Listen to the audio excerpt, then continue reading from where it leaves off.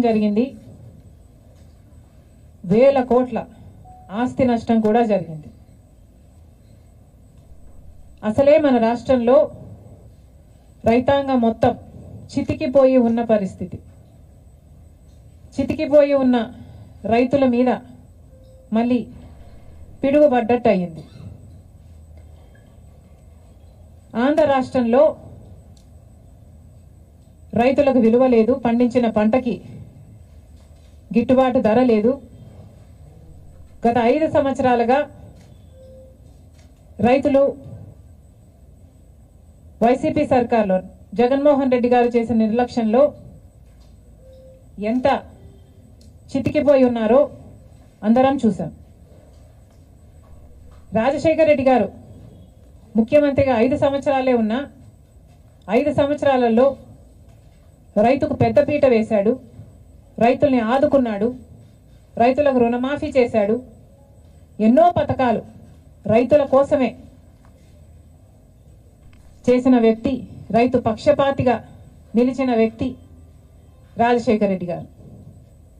కనీసం రాజశేఖర్ రెడ్డి గారు మొదలుపెట్టిన జలయజ్ఞం కూడా జగన్మోహన్ రెడ్డి గారు అధికారం లేకొచ్చిన 6 నెలలకే పూర్తి చేస్తామని చెప్పి కూడా విస్మరించాడు. ఒక జలయజ్ఞంలో కొత్త ప్రాజెక్టులు కట్టడం కాదు కదా, అసలు ఉన్న ప్రాజెక్టులను కూడా కనీసం మెయింటెనెన్స్, కనీసం రిపేర్స్ కూడా చేయకపోతే ఎన్నో ప్రాజెక్టులలో గేట్లు ఊడి కూడా నదులలో తేలడం మేం చూసాం. అయినా సిగ్గనిపించలేదేమో. రైతుల కోసం 3,000 కోట్లతో ధర స్థిరీకరణ నిధి ఏర్పాటు చేస్తామని చెప్పారు. 1 సంవత్సరం కూడా పక్కన పెట్టలేదు. 4,000 కోట్లతో రైతులు పంట నష్టపోతే నష్టపరిహారం కింద పక్కన పెడతామన్నారు. 1 సంవత్సరం కూడా పెట్టలేదు. రాజశేఖర రెడ్డి గారు ఉన్నప్పుడు ఇన్పుట్ సబ్సిడీ అయితేనేమి, లేకపోతే డ్రిప్ మీద సబ్సిడీ అయితేనేమి, యంత్రాల మీద సబ్సిడీ అయితేనేమి, ఇలా ఎన్నో ఇచ్చి ఆదుకుంటే ఏది ఇవ్వకుండా రైతుల్ని ఘోరంగా ముంచేయడం గత 5 సంవత్సరాలుగా.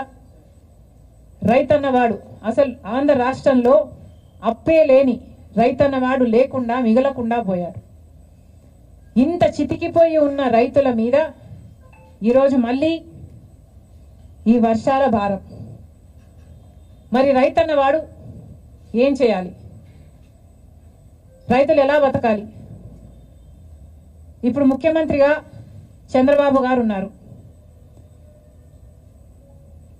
కూటమి సర్కార్ అధికారంలో ఉంది. మరి ఇప్పుడు కూడా రైతుల్ని ఆదుకోకపోతే ఆంధ్ర రాష్ట్రంలో అసలు రైతులే మిగలరు. ఇప్పటికే ఒకరోజే 10 సెంటీమీటర్లకు పైగా వర్షాన్ని ఎదుర్కొన్న ప్రాంతాలు ఎన్నో ఉన్నాయి. అసలు చాలా మటుకు రైతులు మళ్ళీ పంట వేసుకోలేని పరిస్థితిలో కూడా ఉన్నారు. అంటే మట్టి పుడుకుపోయి, అంటే వేసిన పంట నష్టపోవడం ఒక ఎత్తు అయితే